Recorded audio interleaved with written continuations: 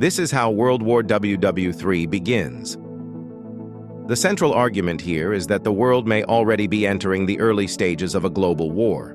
The speaker points to multiple conflicts happening at once, in Ukraine, the Middle East, and elsewhere, and argues that these are not isolated events, but parts of a broader struggle over power, energy, and global dominance.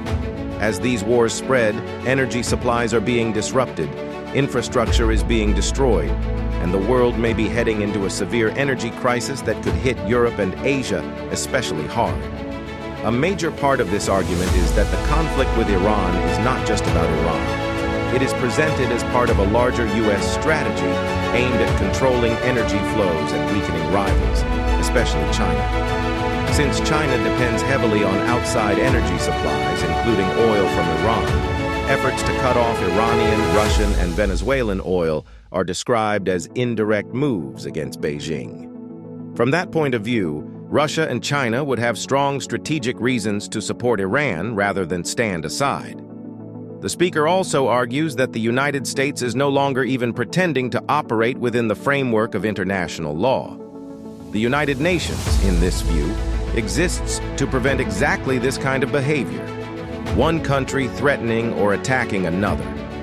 But the U.S., especially under Trump, is described as openly dismissive of the UN, hostile to multilateral rules, and committed instead to the idea of global hegemony.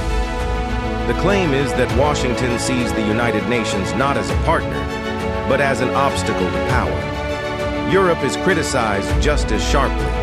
Instead of standing up for the UN Charter or acting as a force for peace, European governments are portrayed as submissive and complicit, following the United States even when doing so goes against their own interests.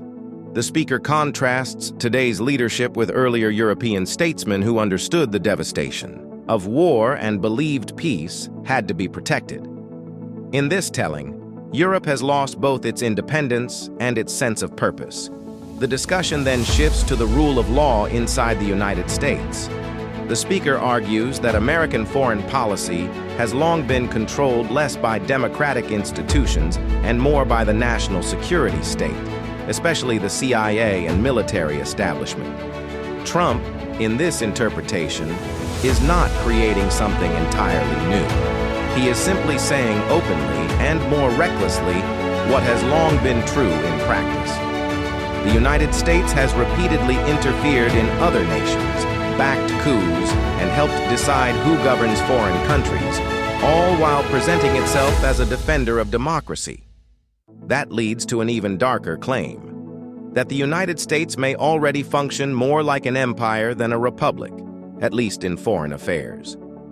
Trump is described as unstable and driven by grandiosity.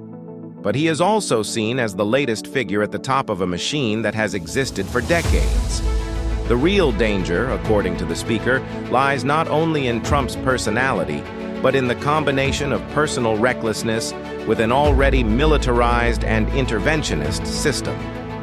Finally, the conversation turns to the bigger issue of hegemony versus multipolarity. The speaker argues that the U.S. and much of the West never truly accepted the idea of sharing power in a multipolar world. Instead, they embraced the belief that American dominance was necessary for freedom and order. That idea, he says, has driven policy for decades and has become even more dangerous as other powers like China and Russia refuse to submit.